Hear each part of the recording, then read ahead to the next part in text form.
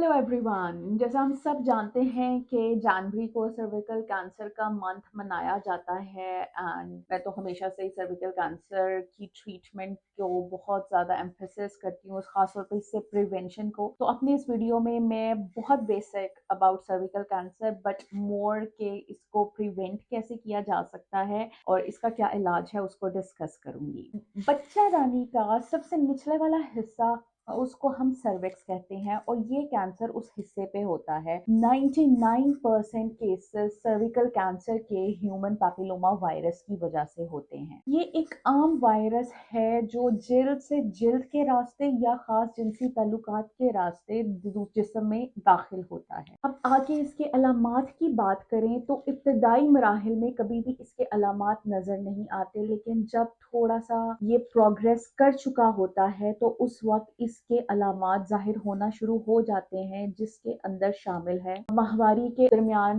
बहुत ज्यादा खून आना, जिनसी ताल्लुक के बाद खून आना, कमर में बहुत ज्यादा दर्द रहना या जिनसी ताल्लुक रखते हुए बहुत ज्यादा दर्द रहना या फिर बदबूदार पानी आना। दुनिया के अंदर ये चौथा मोस्ट कॉमन कैंसर है, लेकिन पाकिस्तान के अंदर ये सेकंड नंबर के ऊपर आता है। सबसे ज्यादा खतरे की बात यह है कि जिनको आपके अंदर अगर ये वायरस होगा तो आपको HIV के भी चांसेस उतने ज्यादा होते हैं। और अब बात करते हैं इसकी प्रिवेंशन की। प्रिवेंशन के अंदर ये वो कैंसर है जिसकी अगर आप वैक्सीनेशन करा लें तो 99% चांसेस हैं कि आपको कभी ये कैंसर नहीं होगा। HPV की वैक्सीनेशन अब तक हर जगह पे अवेलेबल है और पाकिस्तान में भी अवेलेबल है। इसकी 9 से 26 साल की उम्र में अगर आप ये वैक्सीनेशन लगवाएं तो ये सबसे ज्यादा इफेक्टिव है। बट रूल ये है कि जिनसी ताल्लुक शुरू होने से पहले अगर ये लगवाई जाए तो इसका सबसे ज्यादा फायदा है। मुझसे कुछ लोग ये सवाल पूछते हैं कि we are in our 30s तो हमने अभी तक नहीं लगाई, या we are in our 40s तो हमने अभी तक नहीं लगवाई, तो क्या हम ये वैक्सीनेशन लगवाएं? तो इसका जवाब है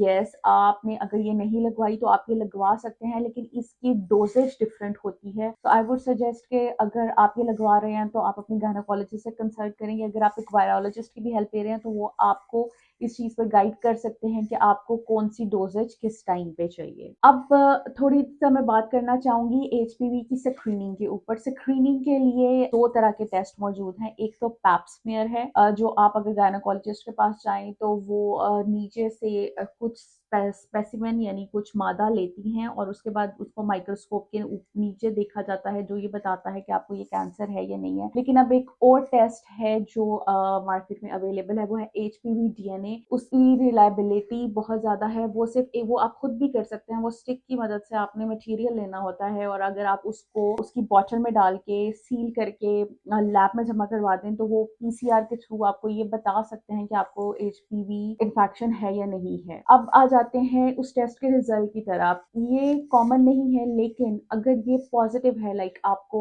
HPV इन्फेक्शन प्रूव हो गया है, तो घबराने की बात नहीं है। ये टोटली ट्रीटेबल है। लाइक हर बंदा जिसको HPV इन्फेक्शन डायग्नोज होता है, इसका मतलब ये नहीं कि उसको सर्विकल कैंसर होगा, लेकिन सही टाइम पे उसके ट्रीटमेंट से आप बच सकते हैं। इसके अंदर जो मोस्ट इम्पॉर्टेंट रोल है वो आपकी इम्यूनिटी का है। मैं हमेशा कहती हूँ कि जिसकी इम्यूनिटी जितनी ज्यादा स्ट्रांग है, हमारी बॉडी हमेशा एनवायरमेंट से वायरसेस टॉक्सिन्स रिसीव कर रही होती है, लेकिन अगर आपकी इम्यूनिटी स्ट्रांग है तो ऑटोमेटिकली आपकी बॉडी 24 घंटे के अंदर वो सब कुछ वॉश कर देती है। लेकिन अगर आपकी इम्यूनिटी वीक है तो वो समहाउ आपकी बॉडी के अंदर स्टे करता है। और ये ही HPV वायरस के साथ है कि अगर तो आपकी इम्यूनिटी स्ट्रांग है तो समटाइम्स विदाउट एनी मेडिकेशन और प्रॉपर ट्रीटमेंट भी आपकी बॉडी से वॉश आउट कर देगी। लेकिन अगर ये परसिस्टेंट इन्फेक्शन है तो यूजुअली इसकी रेगुलर टेस्ट करा के स्क्रीनिंग करवानी पड़ती है। बट देन यहाँ से आगे मैं कहूँगी कि एक स्पेशलिस्ट आपको बेहतर हेल्प कर सकते हैं। अब इसके ट्रीटमेंट की बात करें तो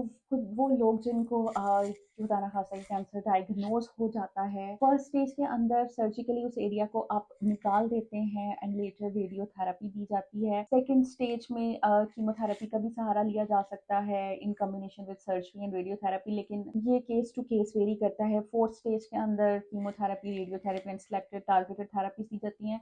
बट इम्पॉर्टेंट पॉइंट ये है कि स्टेज 1 एंड 2 में it is totally curable. Like आप कंप्लीट सेहतयाब हो जाते हैं और ये आपको अफेक्ट नहीं करता। बट मेरा पॉइंट यही है कि जब एक कैंसर जिसकी वैक्सीनेशन मौजूद है वो हो ही क्यों। तो प्लीज प्लीज प्लीज अपने आप को, अपनी बच्चियों को वैक्सीनेट करवाएं। 9 से 26 की एज में ज्यादातर इसका इफेक्ट होता है, बट आई वुड से कि 30 अर्ली 30s के अंदर भी वैक्सीनेशन करवाने में कोई हर्ज नहीं है। एंड सेकेंडली, इससे बहुत ज्यादा मिथ्स रिलेटेड है, लाइक ये वैक्सीनेशन इनफर्टिलिटी करती है। ऐसा बिल्कुल नहीं है। सर्विक ये एचपीवी वैक्सीनेशन कोई इनफर्टिलिटी नहीं करती। ये हमेशा मैं कहती हूँ कि जैसे कोई भी चीज आती है, जैसे कोविड की थी या पोलियो की वैक्सीनेशन थी, शुरू में ऐसी ही बातें की जा सकती हैं। बट प्लीज आप इंटरनेट सर्च कर सकते हैं, हम किसी भी डॉक्टर से पूछ सकते हैं। इससे बिल्कुल भी इनफर्टिलिटी नहीं होती, लेकिन ये आपको कैंसर से बचा सकता है। So please take care of yourself और अपने इर्द गिर्द का ख्याल रखें, और अपनी बच्चियों को और your wife, please get themselves vaccinated. Thank you so much and have a good day.